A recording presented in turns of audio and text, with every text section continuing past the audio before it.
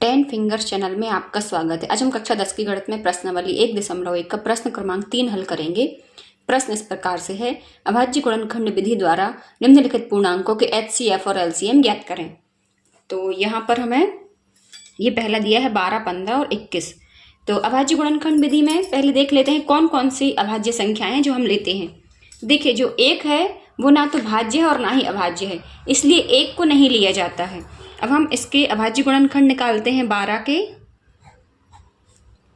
तो ये करेंगे 12 को 2 से भाग, क्योंकि 12 सम संख्या है। 2 छंग 12, 2 3 6 और ये 3 एकम 3।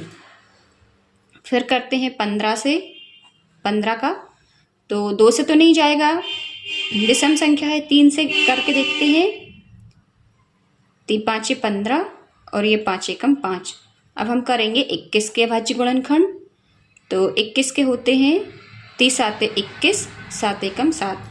इस तरह से 12 के अभाज्य गुणनखंड हमें प्राप्त हो गए 2 गुणा 2 गुणा 3।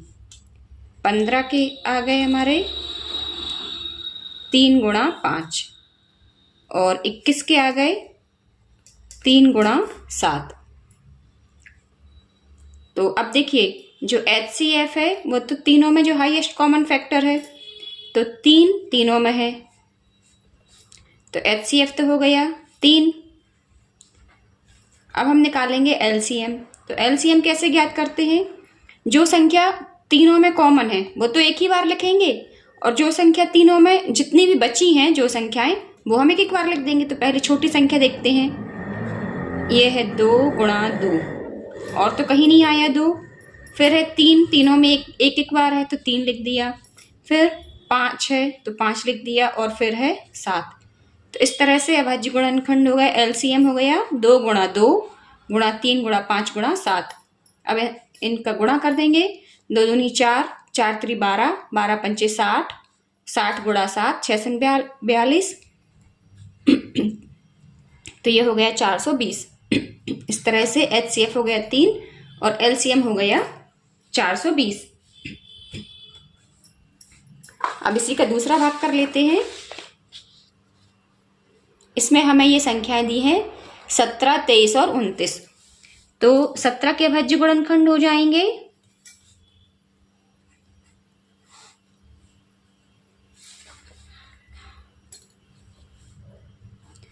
17 तो अभाज्य संख्या है तो 17 एकम 17।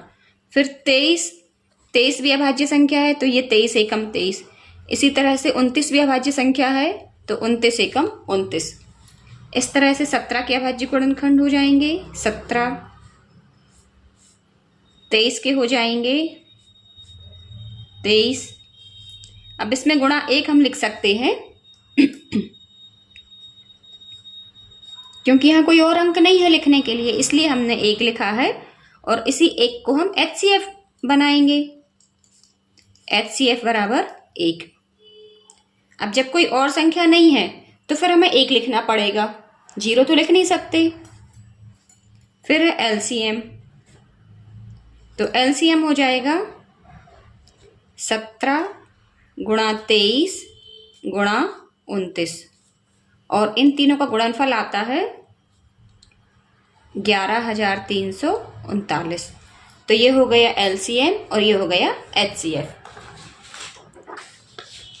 इसको आप चाहें तो बॉक्स में ही बंद कर सकते हैं, और वैसे छोटा सा क्वेश्चन है, आंसर अलग से स्पष्ट रूप से दिखाई दे रहा है।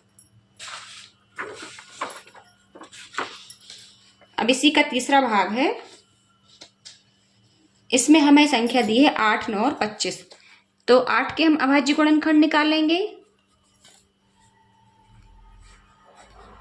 2 से भाग करेंगे, 2 चौको 8, पुनः 2 से भाग करेंगे, 2 दूनी 4 और ये 2 एकम 2।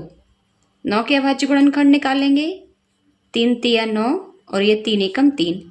25 के निकालेंगे तो 5 25 और ये 5 एकम 5। 3 की पहाड़ी में तो आता नहीं है 25। अब 8 के अभाज्य गुणनखंड हो जाएंगे 2 गुणा 2 गुणा 2। 9 के हो जाएंगे 3 गुणा 3। इसी तरह से 25 के हो जाएंगे 5 गुणा 5।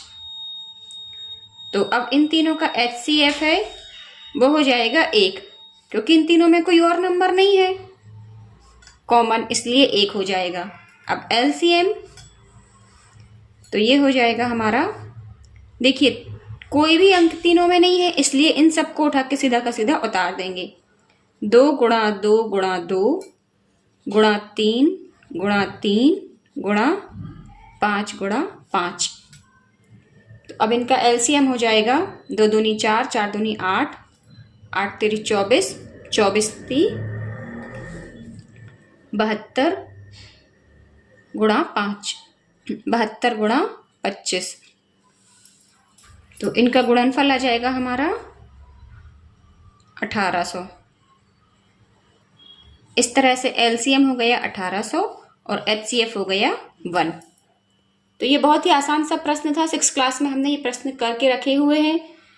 तो फिर मिलते हैं नेक्स्ट वीडियो में, तब तक के लिए पढ़ते रहिए, मस्त रहिए। और बच्चों आप लोग पुराने पेपर जरूर लगाइए 5 साल के, उसमें से काफ़ी कुछ आता है आपके एग्ज़ाम में।